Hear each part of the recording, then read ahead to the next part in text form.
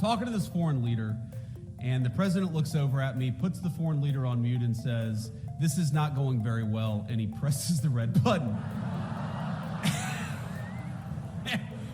and my eyes get really big, and I'm like, "Mr. President, what just happened?" And he looks at me and he goes, "Nuclear." Nuclear. And 2 minutes later, a guy walks in with a Diet Coke, and he looks back at me and he says, "It wasn't nuclear, it's just the Diet Coke button."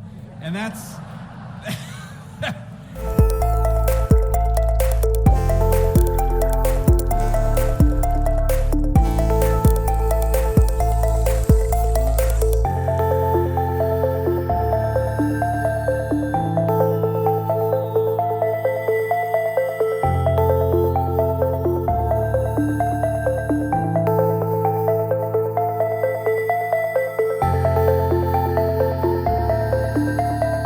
probably been in the Oval Office for all of 10 days. And I'm sitting there, and we have a phone call with a foreign leader. I won't mention who.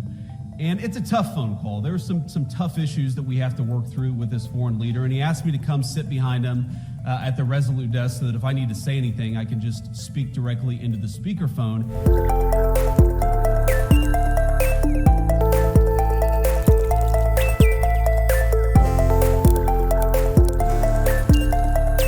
It's early in the administration, so there's not a whole lot in the Oval Office yet, and there's this sort of wooden box with a red button sitting on the Resolute Desk. And I think to myself, that's probably not a button that you want to press, right? So we're talking to this foreign leader, and the president looks over at me, puts the foreign leader on mute, and says, "This is not going very well," and he presses the red button.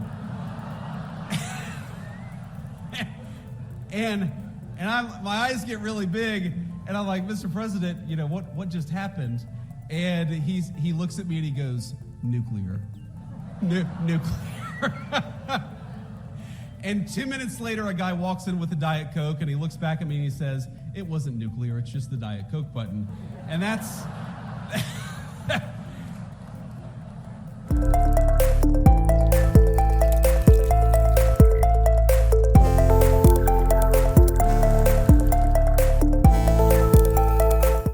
So that's the kind of guy, my fellow Republicans, that we have as the President of the United States, a guy who can do a good job, but keep a sense of humor.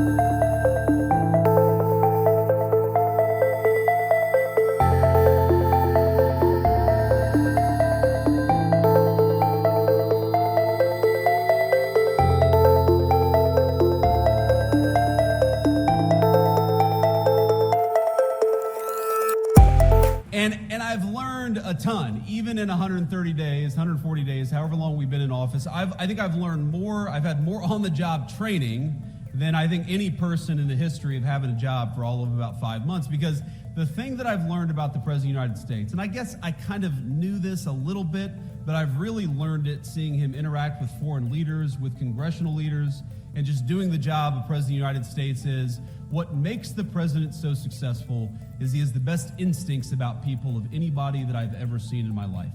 He knows when somebody is selling him a load of BS.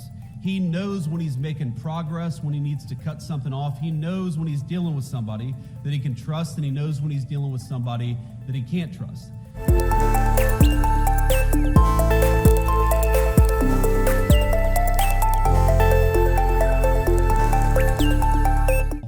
I didn't know that the president would make me his vice presidential running mate until literally the morning of the GOP convention.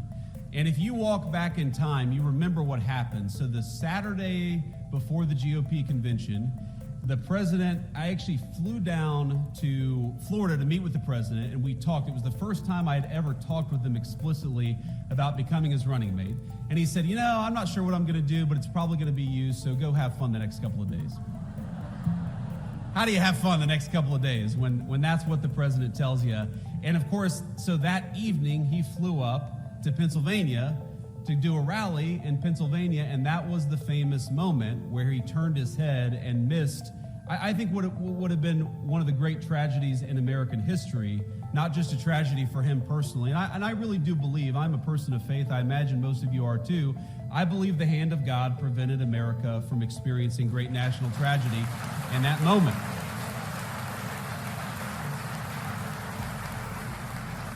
But so I call the president that night. It's probably 2 a.m. at this point. I call the president that night. Remember, I just met with him that morning talking about becoming his running mate. And I'm like, sir, how you doing? And he's like, I'm fine. He'd just been shot in the ear. I'm fine. You know, nearly lost his life, but totally fine. He goes, how's it playing out there? And I'm like, Mr. President, I think it's playing pretty damn well, because if remember, he had that photo where he raises the fist iconically, and I said, I think that photo is going to go down in history as one of the great photos, and of course, I was right about that. So the morning of the convention, the morning he announces me to be his nominee, he calls me at around 11:45, and I'm not kidding you, I don't answer the phone.